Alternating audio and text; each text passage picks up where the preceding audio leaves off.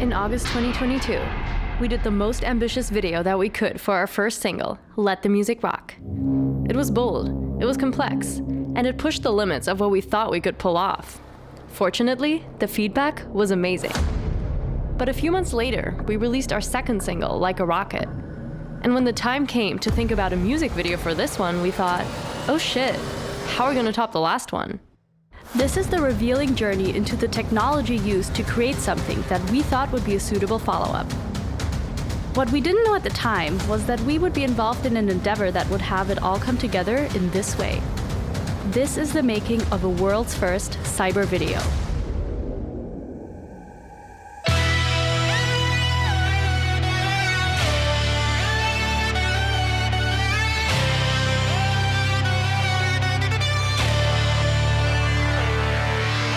Hey guys, we're here in Stanhope, New Jersey, about to interview the production team for Like a Rocket.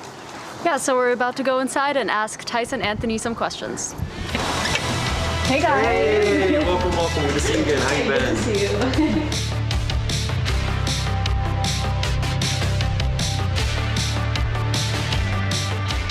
My name's Tyce Hoskins. I am the co-founder of Whisper Creative, which was the production company behind the virtual production for the Like a Rocket music video.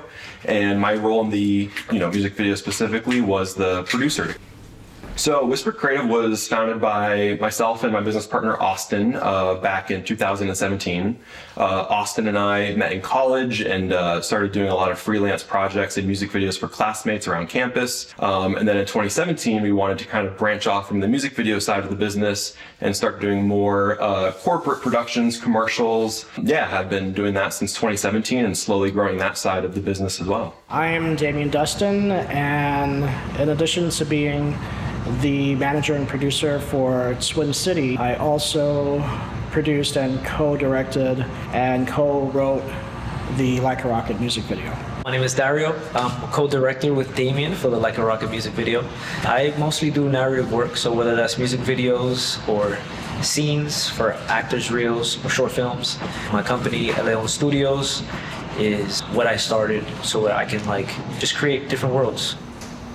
When this script was being written, we didn't think about exactly what tech would be used, if there was tech at all, because right up until maybe a few weeks before filming, we were still thinking maybe this could be shot in a real outdoor environment, because a lot of the video takes place outdoor. What was great was that the tech that we ultimately ended up using, you see a really accurate portrayal of that script as was. This video, I think that it just completely changed my perspective on visual storytelling.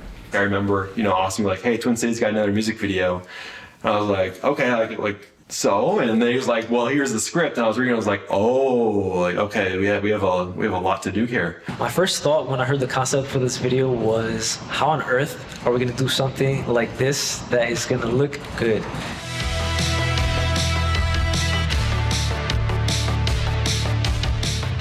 So the technology of virtual production's been around for, it's still very young, 5 years, maybe a little bit before that, but it was definitely popularized with projects like The Mandalorian, who used LED volumes for a lot of their, shots. So most people think it's traditional green screen, but they actually filmed in real time for that. Game of Thrones, House of Dragons uses a lot of it. With virtual production, there's kind of two elements of it. There's the using an LED volume, which has this volumetric light that's being cast on the subject. And there's the green screen aspect where you're live compositing and keying out the green in real time. So you're still both using the same virtual environments. It's just different ways to achieve that in-camera look. So the LED volume is just what we call the LED wall. So the LED wall is multiple little panels that consist of little pixels of light. These are new pixels. These are little lamps, each one. And so when you put them all together, you get this massive, massive wall. Most people see it being used in context of production. So if you go to a concert or to a show, most music artists, when they're performing, have maybe some sort of LED volume behind it. Just aesthetically, shooting on an LED volume lends way better because one, you don't have to composite something in post.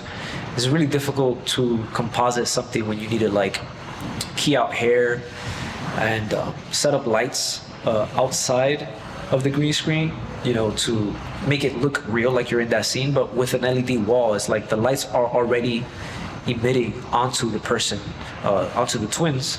It also allowed them to be able to envision them better in the scene. So to me, the main difference is like night and day.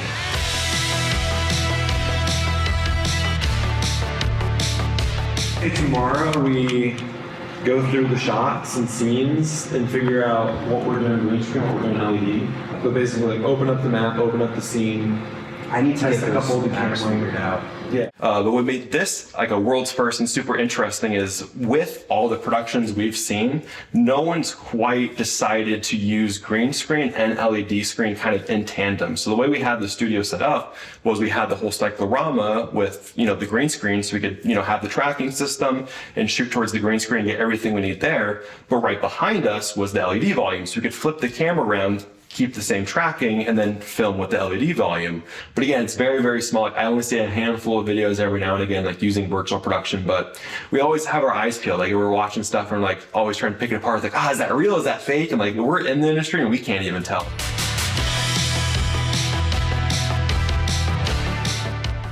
My name is Anthony DeCroce, and I am the virtual production technician for the Like a Rocket music video. Basically, I was in charge of the technical aspect that went into this. I was making sure that we had a good key, making sure the camera tracking was like solid and wasn't like jittering or going out of bounds. Keying is when you have a green screen behind talent and you're trying to remove the green.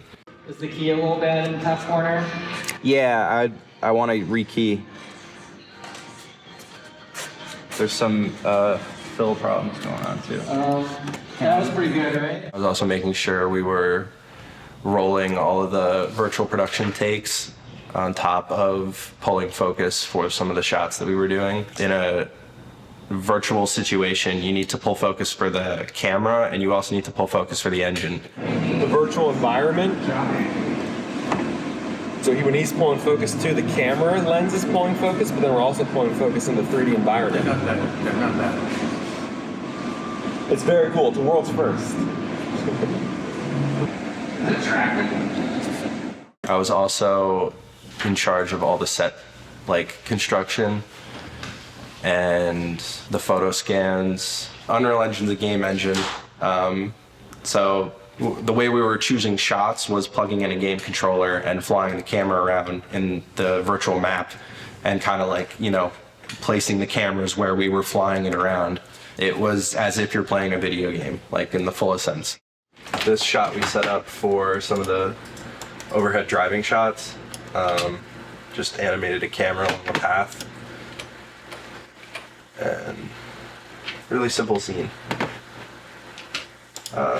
We're also using this beautiful city, all in Unreal. You can just see it live. The biggest thing shooting on an LED volume is the global illumination, which basically is realistic and accurate lighting to what's going on in the environment. Like in a green screen scenario, if you have a light in the virtual side of things, that doesn't necessarily affect the talent in real life.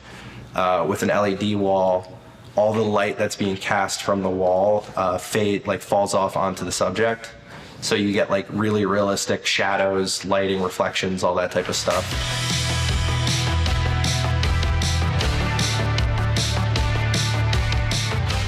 We're using Unreal Engine 5.1 for most of this project, just as the base for the engine.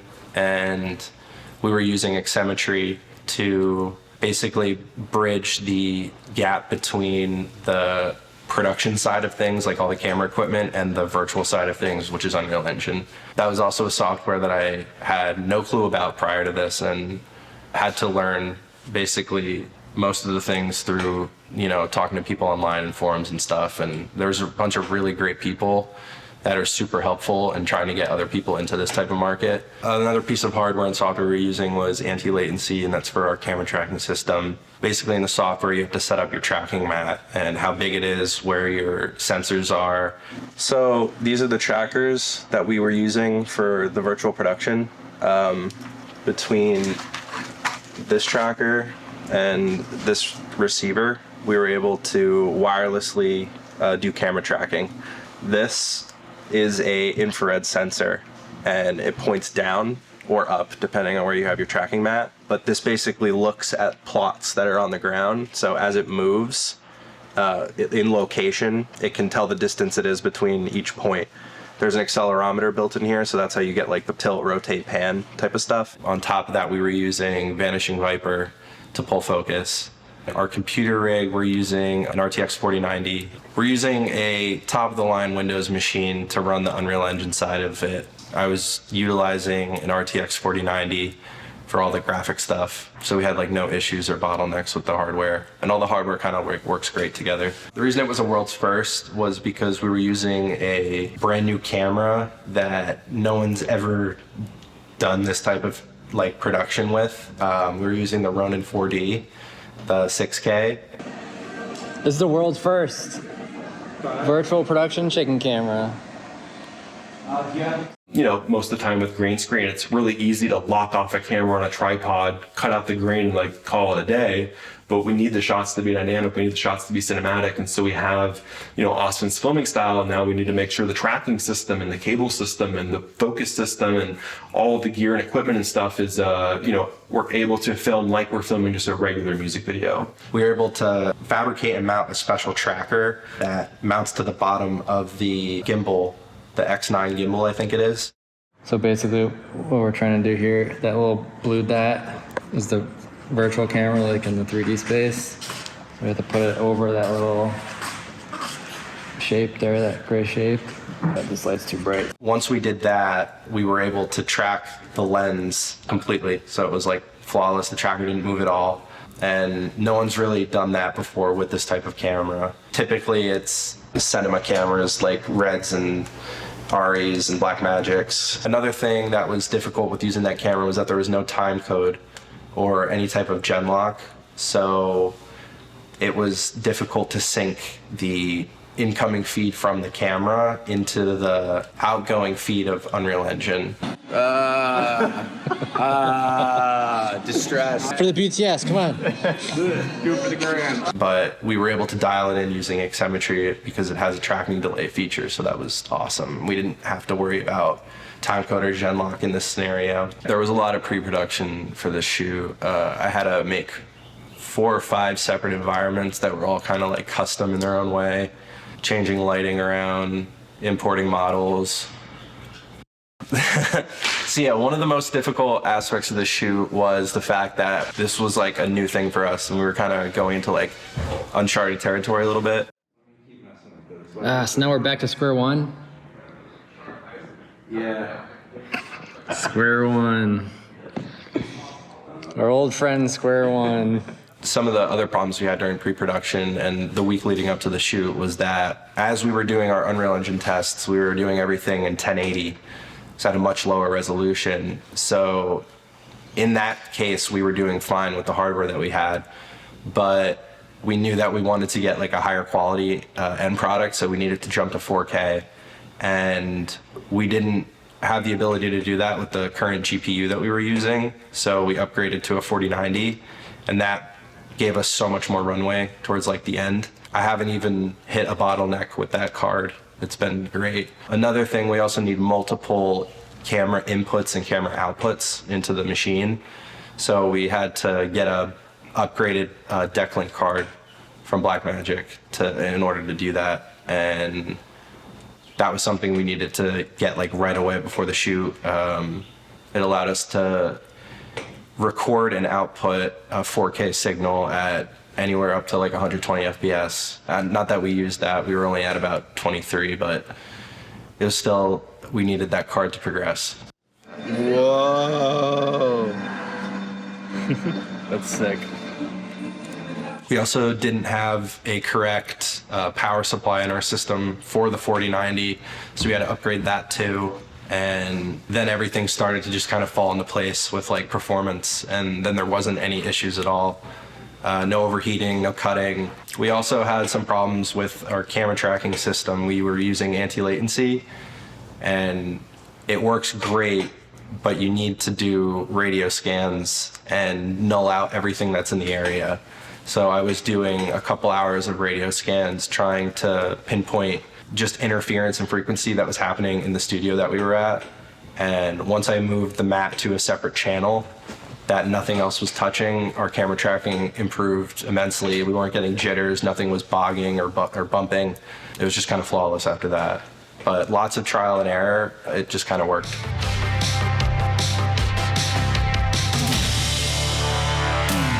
So what we learned, we were doing over 100 shots total.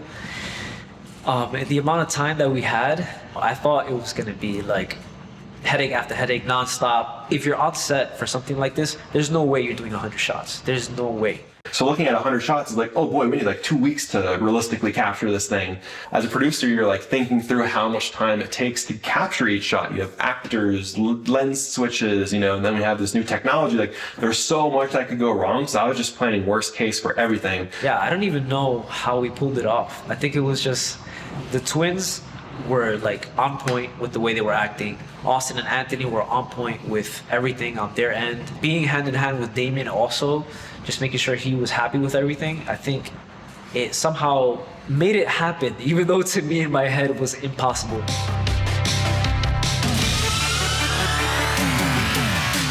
I think the moment that I had where I thought this video is just going to be epic is probably, you know what? Yeah, I'm going to say pre-production.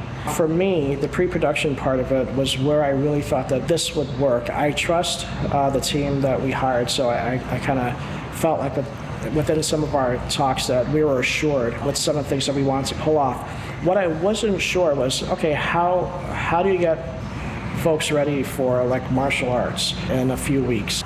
A lot of what surprised people about this video is this fight scene with the twins who are athletic but kind of dainty, but I thought it'd be really cool because I know them to be very athletic to be able to put a fight scene in there. I have a martial arts background and I figure we should go ahead and try to do this. So we trained for about maybe like 2.5, 3 months on this dummy, this red punching bag thing. I think once I started seeing those things kind of come together, I knew that they'd be able to pull off everything else. And I always had a hunch that they'd be able to do like everything else, because in working with them, I could honestly say that I don't see limitations, which is such a, like a godsend.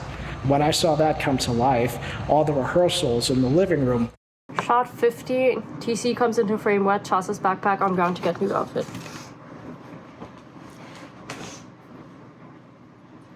Too early to tell them what the... Doing things like getting in and out of a bicycle, which was a chair, or being hit on at the bar. So, what are you doing?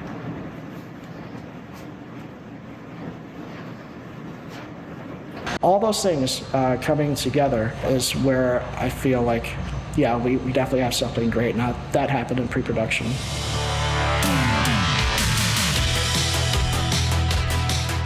There's 3 types of choreo: the dance choreo, the seduction scene choreo, and of course the fight scene choreo.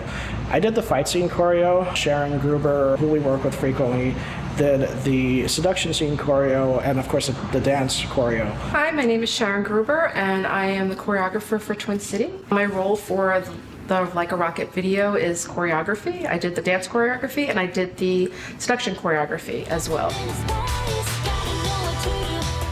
Seduction choreography is different from the dance choreography, where you're trying to move around in sensual ways to try to, it's almost like acting, try to get the security guard or the cyborg to do what you want them to do. Seeing the seduction on screen with the technology, I would say it brought it to life. You're in the studio, you're doing seduction, and it's like, okay, I mean, you know what you're doing, but we're using a prop. A person's not even there. So when you're actually doing it for the video, and the video has the background, it has everything put together, it really just makes it look more sexy, because you got the darkness of the night sky. All of that comes into play and really brings out whatever movements you're doing. You could do movements, but then when you have the scenery and things like that, that really just makes it show what you're trying to accomplish.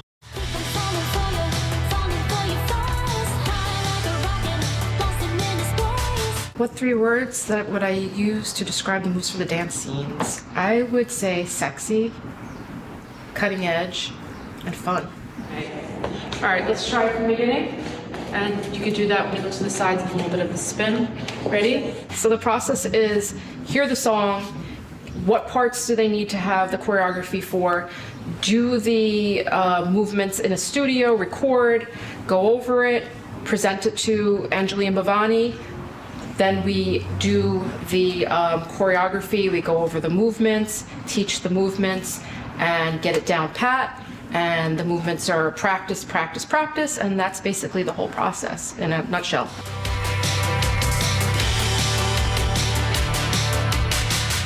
So we're in Fairfield, or like Wayne, New Jersey, for a music video shoot. This like weird, stinky motel room.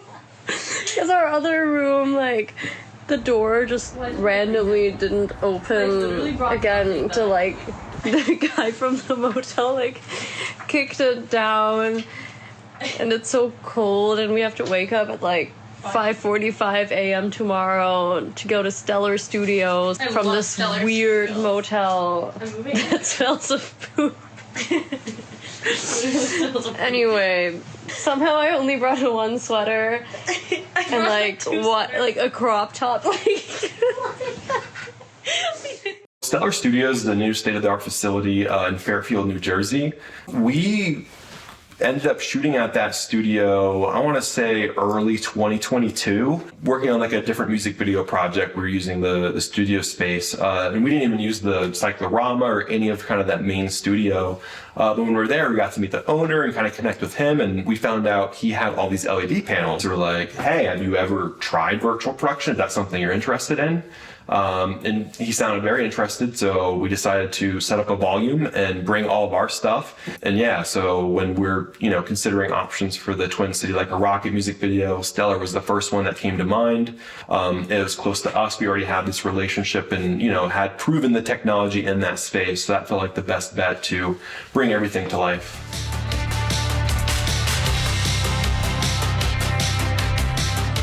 The biggest glitch that I was having was keeping the talent's feet on the floor and it looking correctly.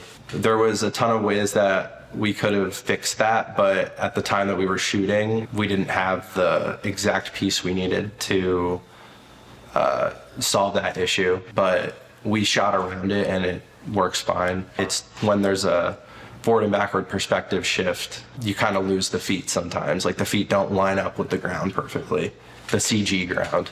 We needed another anti-latency camera tracker to put on both of you guys. So as you move, it moves your virtual position in the world. So basically you're looking at a flat plane and it's moving forward and backward, but as it moves forward, it gets bigger to the camera's perspective. But if I had a tracker, that would change things. So I think mostly the biggest issue was just getting the right key on the green screen, as is usually the problem. But I don't want to say the word problem because I feel like the lighting in the location itself, in Stellar Studios, was already great. So we didn't have to do much just to like maybe fill in some of the green spots that were a little dark. And then as far as lighting each scene, all it took was maybe 1 or 2 lights to, if we were at the arcade with Bhavani, then just maybe putting some blue on her face. And to make it look real, we had a game on this LED wall in front of her so that it can reflect on her glasses. So it was like, what can we do to make this look as real as possible? And don't forget your... Try not to move your head. Yeah, wow, don't forget your expression. Angry plane. And then you're going to take off the glasses because you got the notification. Turn exactly how you did the other time. The Space Invaders flying around Bhavani's visors, that looks great. Even the push-up with that jacket that she's wearing is fantastic. My favorite scenes from the video were the motorcycle driving shots. The way we set that up was we had a motorcycle lifted up on some boxes, and we had a 16-foot LED wall that was sitting right behind the talent.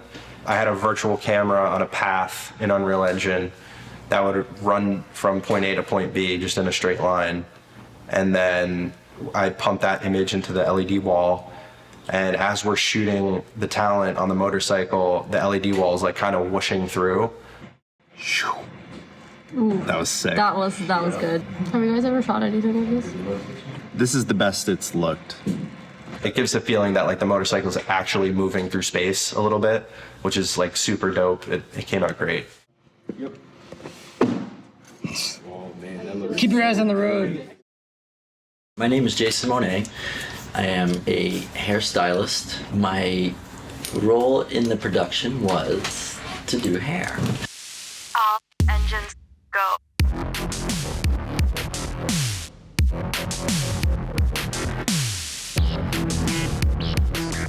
My favorite look would be definitely the motorcycle scene. Watching the hair blow in the wind, and I think it's quite funny with the camera crew there, and I kind of cut, wait, stop! I have to get on set and fix the hair, and they kind of looked at me like, who's this guy? I think Anjali was on the motorcycle that time, and I just had him, make it look like it's more windblown.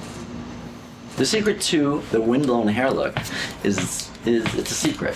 No, it's really sort of clean, very soft, but yet lived-in hair. So it moves. It's not no hairspray at all. More sort of teasing and letting it flow sort of more naturally.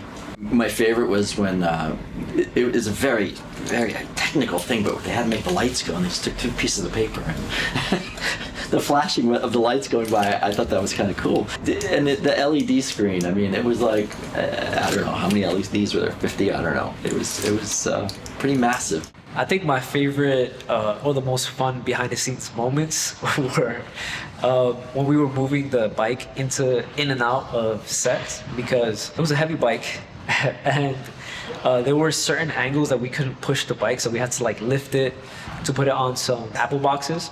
And in that process, I'm not sure if it was Jay or if it was Tyce, but we were like covered in green screen. He was like covered in green screen. So when you look at the composite on the screen, you see like a floating head. Hide your face and then like show it. This is how they did Harry Potter. That's incredible. That is like. Show us your face. Reveal yourself, Tyce Hoskins.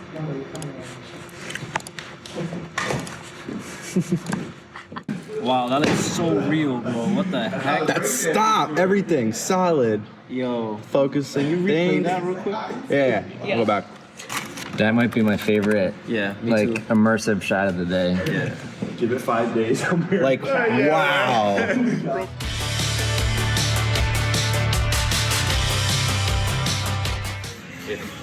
Like in terms of the shot. How do you feel? A lot better when this is in here. We had this bar scene. That one was definitely, in my mind, one of the most challenging going into it, because there's a lot of extras now. With virtual production, if you just have a single subject, medium shot, it's pretty easy to sell the effect. But when there's multiple people, there's a bar that has to divide the people. It was a lot more elements where I was a little unsure. But that honestly came out one of the best shots of, in my opinion, the music video. I think we did sell it in that it looks like there's a bar there. And again, it's just like a couple of boxes with a green cloth over it. So we need a green cloth.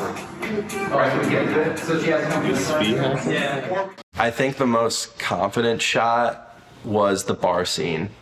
There was a lot of aspects to it, and one of the big pieces to it looking, in my opinion, it being like my favorite, was I was using all of Aximmetry's tools to do like lighting and shadows that were happening like in the CG world were actually being affected towards the real life like talent. For example, at the bar scene, there's this light and there's a person that walks right behind the light, and as they walk behind it, they get brighter. That was using Aximmetry's billboard feature, which basically just takes the Unreal Engine lighting and casts it back onto the billboard talent.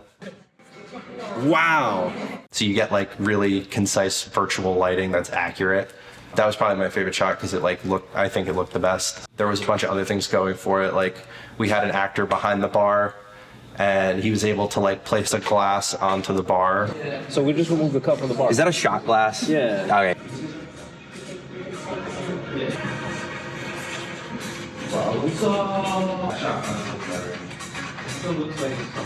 This one green room, you looked at this 50-foot tall wall of screens, and the way it was seamless, the way that they physically were in that room, but yet on the screens they were teleported to the bar, it was just a green room. Hey, I'm Jonzu, and so my role for this music video was the fashion stylist, and I also made a little cameo in it as well. So one of the actors on set was using some pickup lines to kind of like, I don't know, break the ice or just like keep everybody in the moment or in the scene. That was a real reaction. I can't even remember them verbatim, but they were hilarious, and they were just sending me to hell the entire time. Hearing these pickup lines just off camera was just kind of hysterical.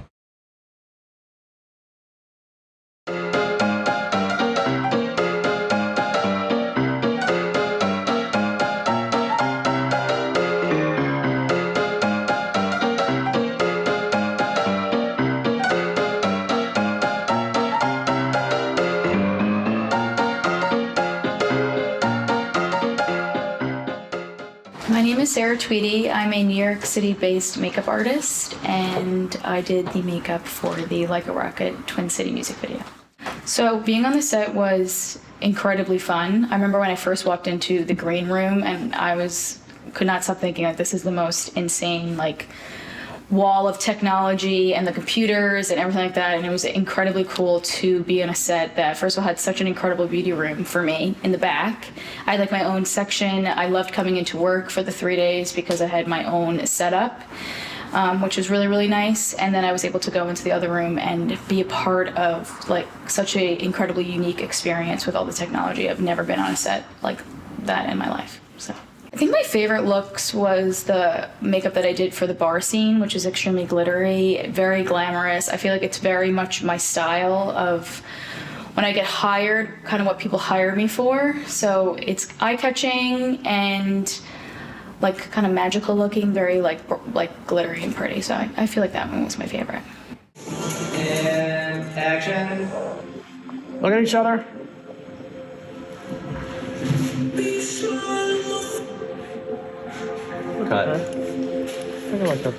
The most challenging scene for this production, I'd have to say, was the lake shot. Getting the perfect angle for them jumping off into the water was kind of difficult. We got it though, it worked out, but we were testing a bunch of different shots to see what would work best.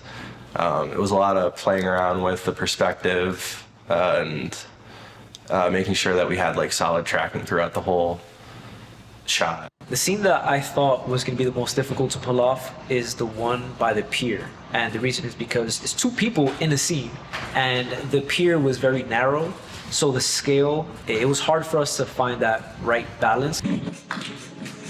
Holy shit, you're sitting on a pier. Is she a little small?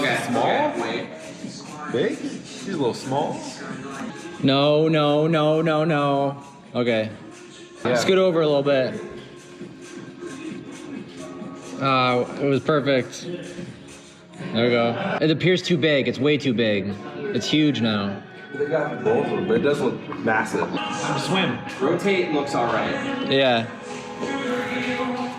I feel like the way Twin City was able to imagine the world around them, because it was a green screen, and then on top of Anthony being able to properly scale that, and Austin with his camera work, and the live compositing came out great. But in my mind, while we were there, I didn't know if we were going to be able to actually pull that off. Every once in a while, I'm thinking, okay, is this particular thing feasible? Such as the diving into water scene. We thought about doing a huge pool that maybe you get in with scuba gear and whatnot. And how the hell are you going to do that? Because that's I don't know. And then the idea was floated to me by both twins that we should probably shoot this outside, where we're going to get into a lake, an actual lake, and just film it there, and that would be fine. In March, where it gets a little bit nippy in New York, but thankfully the crew that we had hired for this had a better solution to hypothermia. Wow, the hands on the edge. Yeah, dude. The lip of the. That's nuts. And they have shadows too. Look at the shadows in the hands. Cool.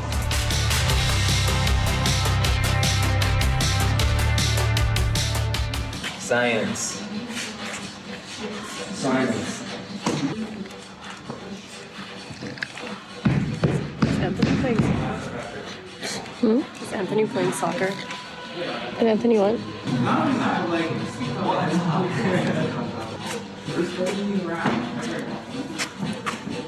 You look like God, Jason. The wet hair look. The wet hair look came about. It's something I did for Fashion Week about 2 seasons ago, and I came up with this idea of if you just wet hair and people think of wet look, just wet hair, the hair dries. During any sort of fashion, whether it be latex or avant-garde or runway show, we can't have the clothes getting wet, and we don't know how long a shoot, or it's going to take. So by applying, I basically went in. I think what I did was I applied sort of say gel first, and then mousse on top, and combing it each section very, very important to separate it, so each hair had its own definition. So as it dried, it sort of dried very. It was actually kind of crunchy, and it moved, but yet it looked very wet without sort of say ruining or dripping down the latex with. And it worked out really well. I was very happy with what the result was. Rolling.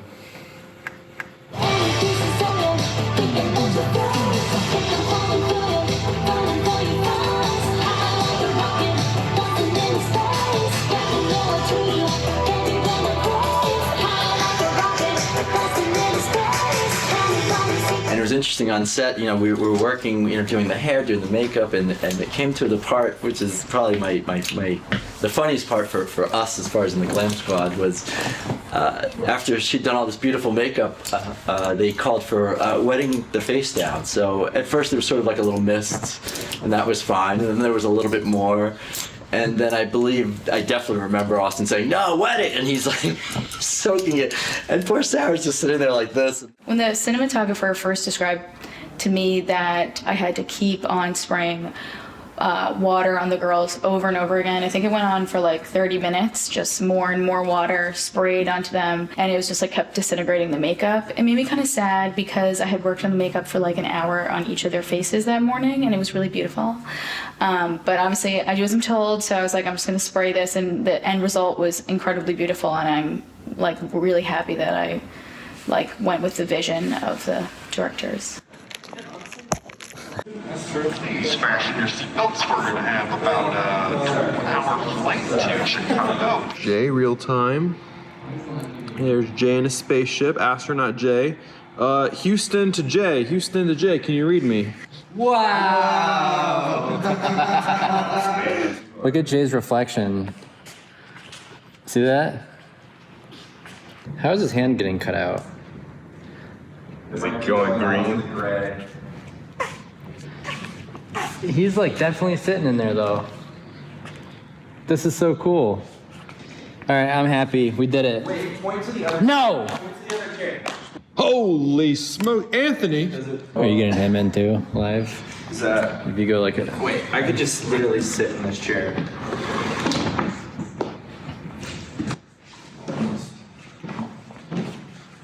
Is that working? 2 pilots are better than 1. Hey, what's up, dude?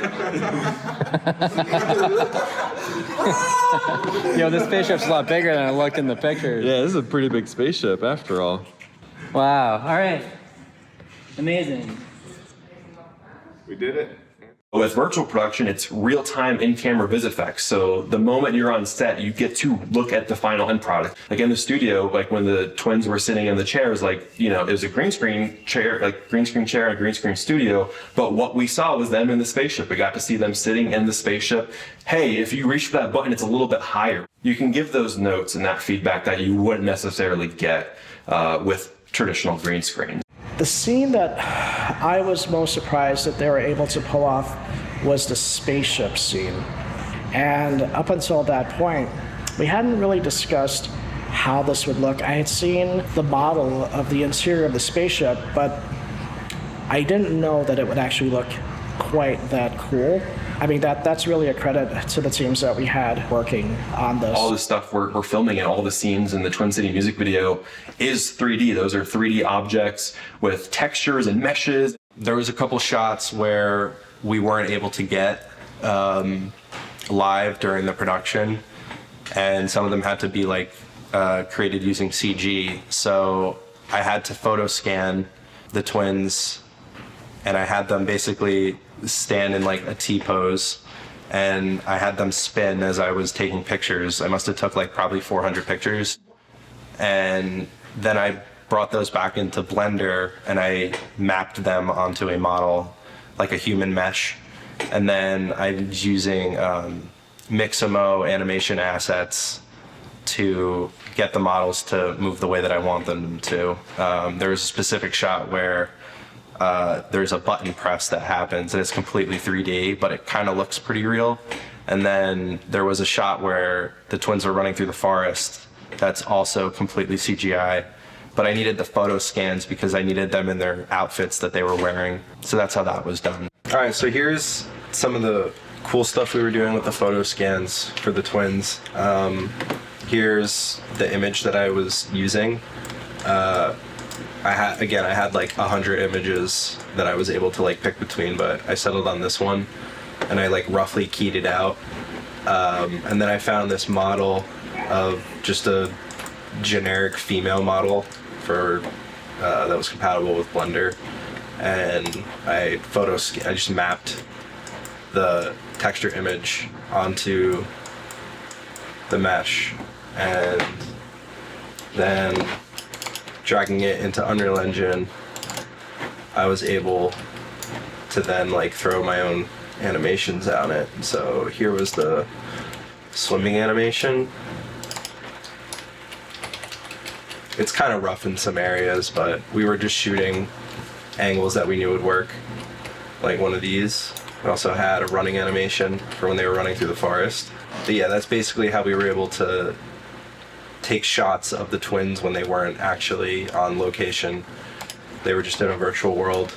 I can actually show you one of the sequences. So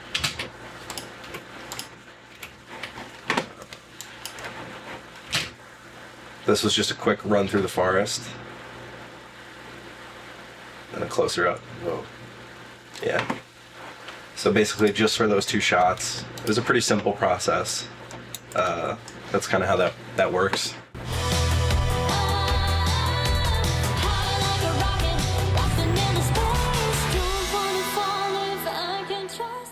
Alright, so this was the military scene for like the rocket and the fight scene between the twins and the cyborg.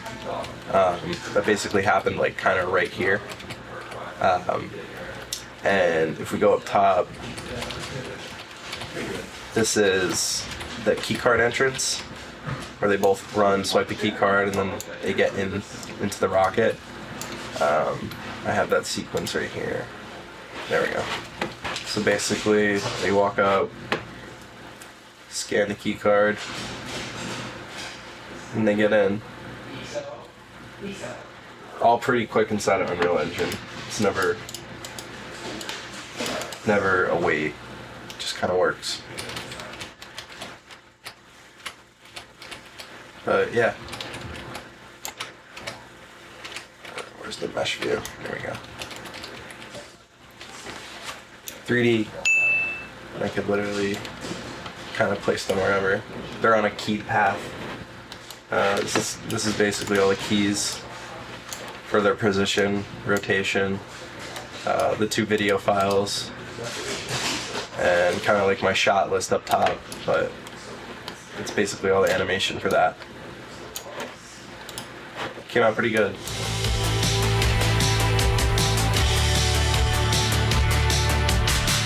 The aesthetic look that we're going for with the outfits for the Like a Rocket video was something that was fresh, not necessarily something that anybody's kind of seen before. We actually kind of patterned it off of what you might see in a video game, believe it or not. Just for me. The motor has So my favorite part of the video, excluding the dance scenes, is when Anjali and Bhavani run towards the spaceship and they both stop, and then there's like a movement. There's like a movement like stop. It almost looked like a superhero. I love the empowerment. It was just cool all around. I love in the video when you guys simply just pull up your ponytail, and I know I did it, and you didn't. In the video, it looks like you just kind of snatch it up tight. Little cyborg action. Don't show my face on public. The cyborg part of this is one of two apexes in the video, and putting together the look for the cyborg was actually kind of interesting because every part that went into the cyborg had to come from a different source because I had something in mind, and what we felt was fresh was having like this mechanical cyborg looking thing with like a one-of-a-kind like mask and like bionic arms and outfits right down to like shoes and like battle gear. So a big thing with this production was obviously trying to sell the realism of it. It's a sci-fi piece, so every element of it had to be perfect, you know, on our side of the virtual production, but also when you look at the costumes. So reading through the script, I remember seeing this cyborg fight scene, and I was like, I don't know how they're gonna pull this off, like a cyborg. I think we had conversations about even trying to have them fight like in a motion capture suit with like a 3D cyborg, but no, they were pretty confident that they were able to do it like with a physical actor, and so I was like, all right, let's see what happens. And I saw clips of them training, but I don't think I saw the full outfit until the day of the shoot. And this actor, he's like 6'3", 6'4", 6'5", massive. He's giant dude. I'm 6 foot and he's like towering over me. And then he comes out and he's in this full outfit, head to toe, like it looks like actual armor, like a warrior. And then he throws on the helmet. It's like, holy smokes, like this is like a real cyborg. I think my favorite outfit of all of them was the cyborg. I think that's everybody's favorite. The mask was uniquely made. Everything was just so on point. To me, it felt like, oh snap, there's a cyborg here. One of my favorite like costume designs for the twins was the mesh outfit for when they were fighting the cyborg and in the rocket. Those are like pretty like futuresque looking. When I was first approached by the team, it was sort of a cyber futuristic, but yes, definitely a rock star feel. And it couldn't have been something that is my forte very much so. I love that sort of very lived in, sort of sexy, loose, sort of bedhead hair. So I definitely draw from like 80s, 90s supermodel glamour with the girls, while also having it modern and also futuristic twist, but I take very much from that era with the two of them. I would describe retro futuristic fashion as an ode to the past, the present, and the future all at the same time. I think that the video was planned in such a way that we minimized a lot of catastrophes. And speaking of catastrophes, there were a few.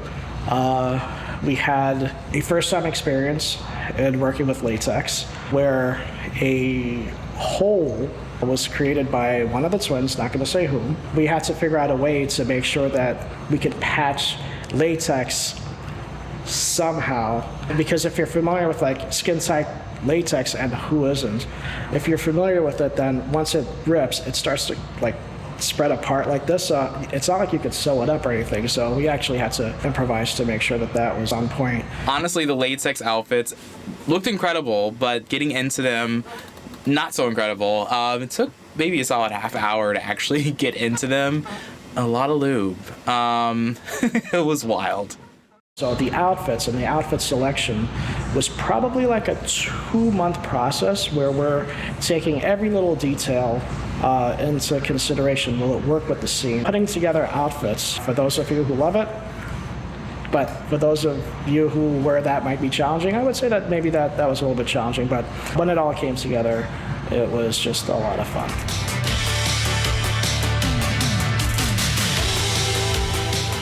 So the vibe on set and on location was so great. Like everyone was really great, sweet, professional, and the space itself was massive. Like the big green room space was just like, I don't know, the fact that you guys created this like really cool universe from there.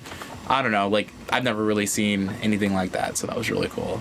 Everyone was extremely professional, and it was just a very inspiring crew to be around.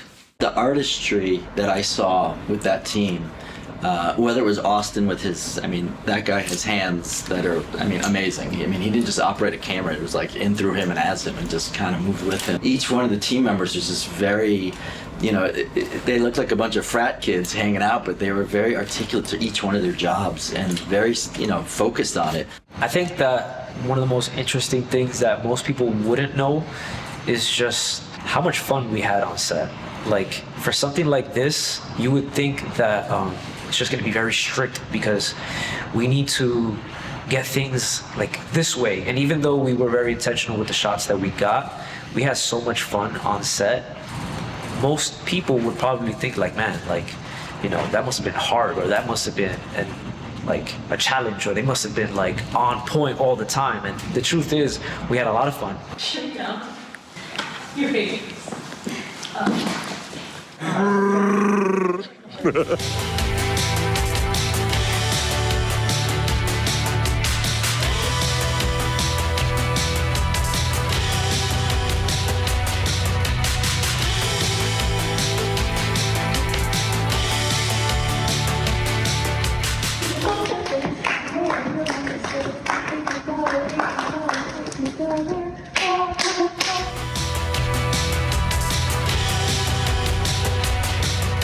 I think what I enjoyed the most about directing the twins is just how happy also they were. They never got out of character, but yet they were still able to be themselves. So it kind of made my life easy. So what's it like working with Anjali and Bhavani? It is the most amount of fun that you can have working with people. They're hysterical with vivacious personalities, but they're so hardworking, and that's the thing that maybe a lot of people don't know about Twin City. There are often days where we're doing 12-hour days, just so that we can accomplish the things that we want to accomplish because we feel like we have something different to say. The twins are absolutely lovely. They are some of the nicest clients and people I've ever worked with, so I always enjoy working with them. Their manager, every single person I've met through them have been an incredible opportunity, and I love coming to work with them.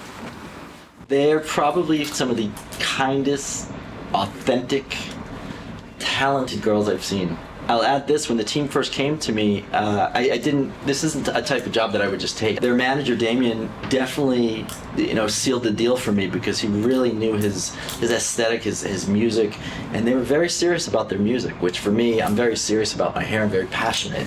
So as soon as I met them and I had them come here to the studio, and to meet them was really special. And I think there's definitely a connection. And I just knew that it was the right thing for me because I don't take every project. Who they are is just as impressive as how they are. Oh, I love working with Anjali and Bhavani. They're great. They're so talented. They take direction very well. The mood working with the twins doing choreography was exciting. It was fun. There's a lot of ambition. They go back and forth with their own things, and you see the dynamic between the both of them, and it's something you don't always see on screen, that it's just very playful and fun, start to get a little goofy sometimes, just to play around and make it more fun. And I liked it. I liked to be around that. So working with Anjali and Bhavani is amazing. You guys are so sweet and super talented and incredible, and honestly, you're gonna fucking blow up.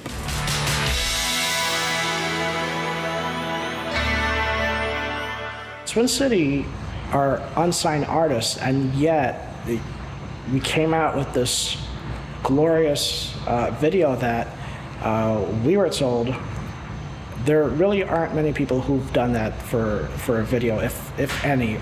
So this video is really emblematic of the futuristic aspect of Twin City, because they are a pop act, but they're not doing things in maybe what's mainstream right now. They're doing things in a way that they feel, and they're bold when they do it. We feel like we know some of the avenues that tech is going, and we're there for it. We're a part of it, and that's something that I think that Twin City can really be at the forefront of, and we're already doing it with a video like this. I think in the filmmaking community, what people will feel is the most exciting thing about all this is that they don't have to run from location to location. They don't have to be held down by any physical restrictions. If you have a scene in mind, you can add to that scene, you can take away from the scene, you can just do anything you want. And I think like this technology makes it so that there are no limits anymore. Now it's just like the Wild West in a way, in a good way, the Wild West, like everyone can just do whatever the heck they want. It was a big first for us, a big first for the industry, and not a lot of artists are willing to kind of take that risk. So the fact that they were able to and put that trust in us, and the fact that we were able to bring it all together, it shows that it's possible. Like, we're not a massive company or a massive team. We haven't been doing this all that long. If you get the right people together who have the same vision, have the same drive, really anything is possible. And I think this video is a testament to that. It's very different. It's a different concept. The technology is very new.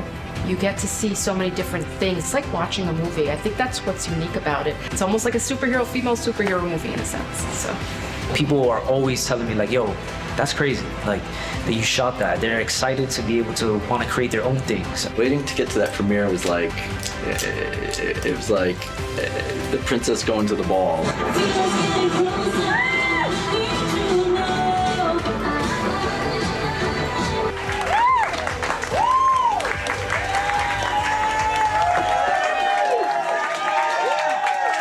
The response has been crazy. Everyone's like, wow, like you did that? Like, how did you make that? Like, everyone has so many questions. And I try and talk about virtual production, but again, it's so technical. Most of the time it goes over people's heads and they just kind of like tune out. I think the most exciting part about seeing the final project is like thinking to myself like, wow, I wasn't there. I was a part of this. And this just looks so good. It looks so real. And like, did we really just do this? I think this is gonna inspire just so many people because I myself have a lot of things written that have never come to light just because they were literally impossible to make. The locations, again, just don't exist, or they just cost too much money, or you just need to travel really far. It's just so much that goes on in an actual live set. So this technology is just gonna be able to open up the door to any creator who has whatever genre they wanna create, whether that's sci-fi, futuristic, even past, like, maybe old times or whatever the case is. I think this technology makes it so that there are no limits anymore.